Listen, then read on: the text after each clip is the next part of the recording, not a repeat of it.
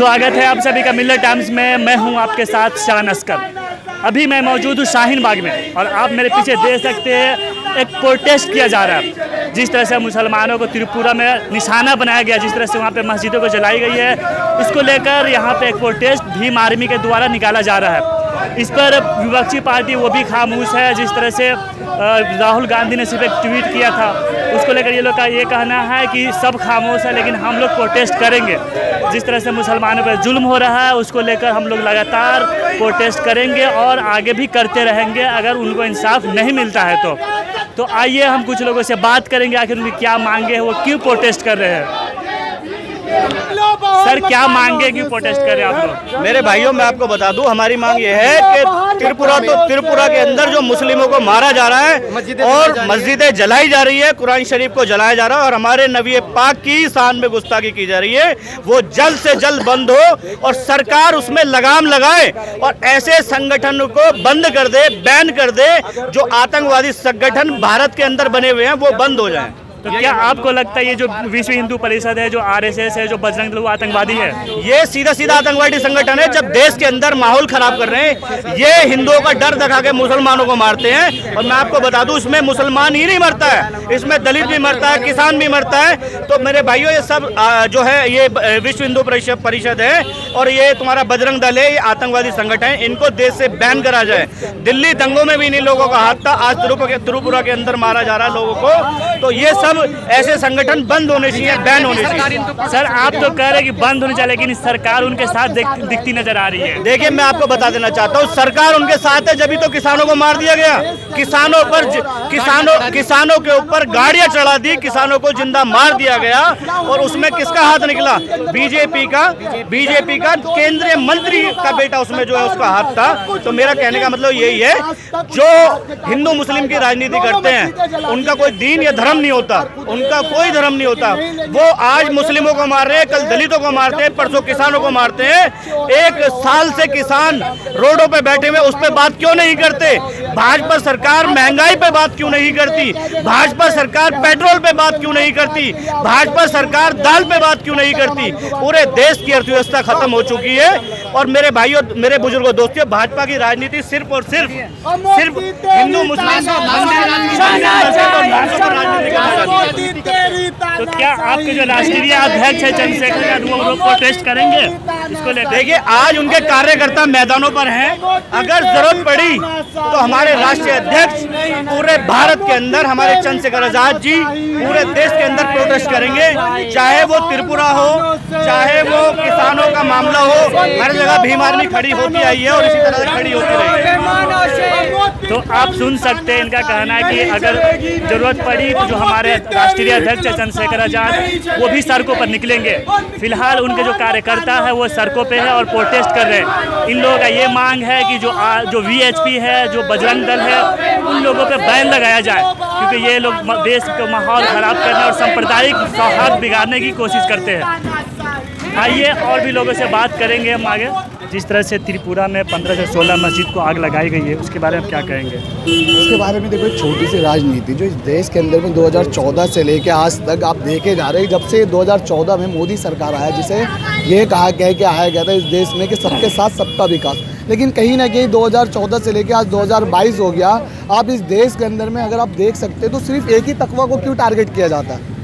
चाहे वो किसी भी मुद्दे पे ले लो, इस देश के अंदर में एनआरसी जैसा बड़ा मुद्दा आया, मतलब हमने जिस आईडी से उसे वोट देके जिताया था उसके ऊपर भी उसने आवाज़ उठा दी थी।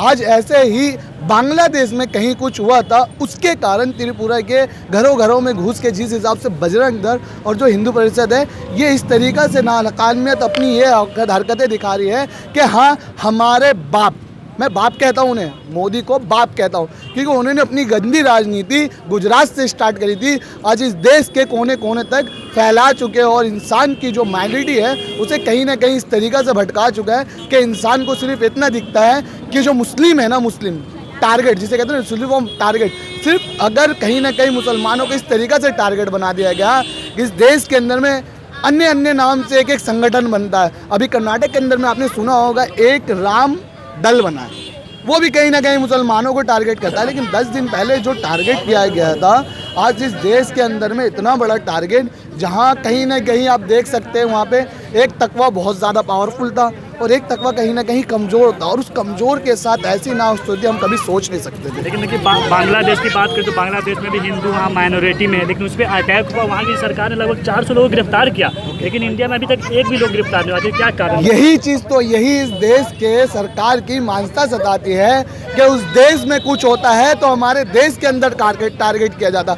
आज से सिर्फ 4-5 दिन पहले चले जाओ, इस देश का एक माना जाना बॉलर जिसका नाम मोहम्मद शमी है, तो आप समझ सकते हो इस देश के अंदर में कि मुस्लिम को किस तरीक़े से टारगेट किया जा रहा। एक मैच खराब जिसने इंग्लैंड के खिलाफ, मैं क्रिकेट देखता हूं कहीं ना कहीं इस देश के अंदर में, मैं भी एक हिंदुस्तानी हूं और कहीं ना कहीं मैं भी ये सोच सकता हूं कि हमारा देश कहीं आगे निकल के चले, लेकिन हमारा देश कहीं ना कहीं सिर्फ एक ही तत्व को टारगेट करके लग जाते हैं, जिसे कहते हैं ट्रोल करना। कहीं ना कहीं IT सेल से लेकर मतलब इस टाइम पे बीजेपी और बजरंग दल और RSS जो इस देश के अंदर में टारगेट बना रहे हैं, वो सिर्फ मुसलमानों को टारगेट बना रही है। क्या कारण, क्या लगता है आपको इसके खिलाफ जो आपके जो अध्यक्ष है चंद्रशेखर आज़ाद, वो क्यों नहीं सड़कों पे आ रहे? सिर्फ आप ही लोग क्यों आ रहे सड़कों पे? नहीं, ऐसा नहीं है कि वो सड़कों पर नहीं आ रहे। कहीं ना कहीं हमारे देश के अंदर आपको सोचना पड़ेगा।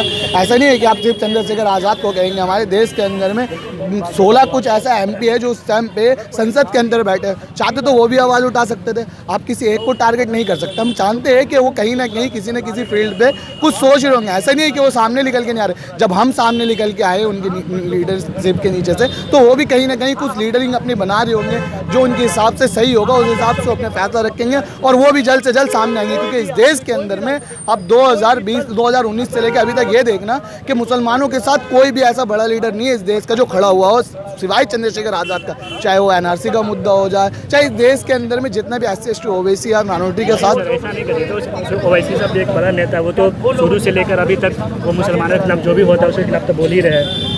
तो आप उस OIC साहब को जब आप इस तरीके से बात करें तो OIC साहब एक मन से बोल सकते हैं। OIC साहब एक हैदराबाद के अंदर में एक ऐसे MP आया था, उनके दादा परदादों से उनकी राजनीति चलते आ रही है, लेकिन कहीं ना कहीं आप ये सोच सकते हैं उनका एक ट्वीट भी तो हो सकता था। OIC साहब ने एक ट्वीट करा वहाँ के लिए, अभी तक उन्होंने ट्वीट क्यों नहीं करा? हम उसे कहीं ना कहीं ये सोच के बैठ गए थे कि हमारे मुस्लिम एक लीडर ऐसा है। ओवैसी इस देश का ना सबसे बड़ा लीडर है। इस देश में सबसे ज़्यादा पढ़े लिखे लीडरों में से एक लीडर का नाम आता है तो ओवैसी आता है। तो उनको भी तो एक ट्वीट करना चाहिए था। वो इतने बड़े लोकसभा के अंदर बैठ रहे, उनको वहाँ तो आवाज़ उठानी चाहिए था, उन्होंने आवाज़ क्यों नहीं उठाया? आप ये नहीं कह सकते कि ओवैसा हमारा सब कुछ है। नहीं, हम उनको भी अपना सब कुछ नहीं मान सकते, क्योंकि कहीं ना कहीं उनकी भी कमी रही है, क्योंकि उन्होंने कहीं ना कहीं ये देखा है अपनी वोट के लिए वो कहीं ना कहीं मुसलमानों को पीछे छोड़ते चले गए, और कारण ही यही रहा है कि मुसलमान कहीं ना कहीं पिटता चले गए।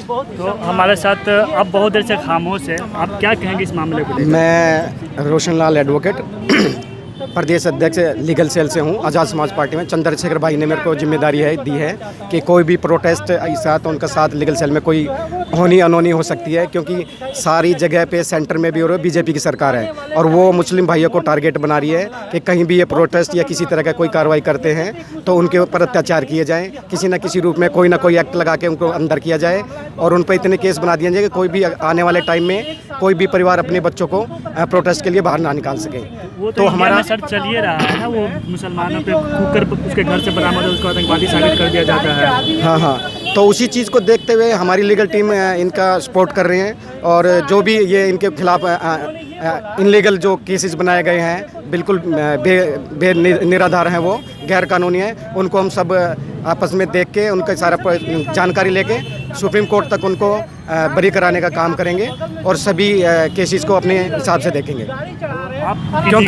क्योंकि अपना मोदी सरकार जो है शुरुआत जहाँ से हुई थी, गोधरा कांड से लेके दिल्ली कांड ले लो, गोधरा कांड ले लो और ये पुलवामा ले लो, सारे बेदार इनको इलेक्शन के आने से टाइम से पहले ही कुछ न कुछ ये षड्यंत्र करके इस तरह का माहौल बना देते हैं कि ये हिंदू मुसलमान और इस तरह की बातें करके और वोट कैसे बटोरनी है, इस तरह के षड्यंत्र रच के अपने IT सेल को भी इस तरह मोटिवेट करते हैं कि सबको भ्रम में डाल देते हैं और कंफ्यूज हो जाते हैं आदमी, और अपने आप को फिर एक ऐसा सामने लेके आते हैं कि सब कुछ उन्होंने ही किया है, कि हमने प्रोटेक्शन दे दिया, हमने ये कर दिया। आज तक जो दिल्ली कांड हुआ था जमुना पार में, उनके मेन मुलजिमों को आज तक पता नहीं लगा है। जो वहाँ पे एक मोमडन भाई थे, वहाँ के विधायक थे, उनके ऊपर इतने केस लगा दिए गए थे, जबकि उनकी ऊपर सारे निराधार केस पाए गए। अरे चलिए ठीक है सर, आप लोग त्रिपुरा को लेकर प्रोटेस्ट करें, हम त्रिपुरा पर ही बात करेंगे।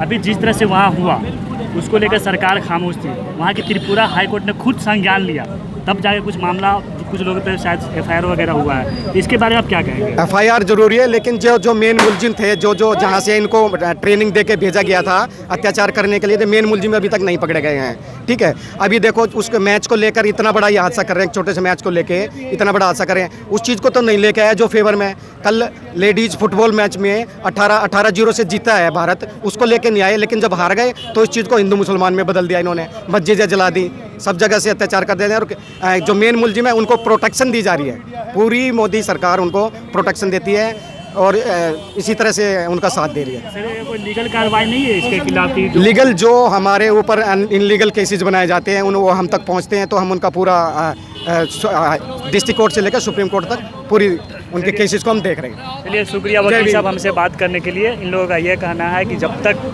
मुसलमानों पे जुल्म होता रहेगा हम सड़कों पर उतरते रहेंगे और इसी तरह प्रोटेस्ट करते रहेंगे।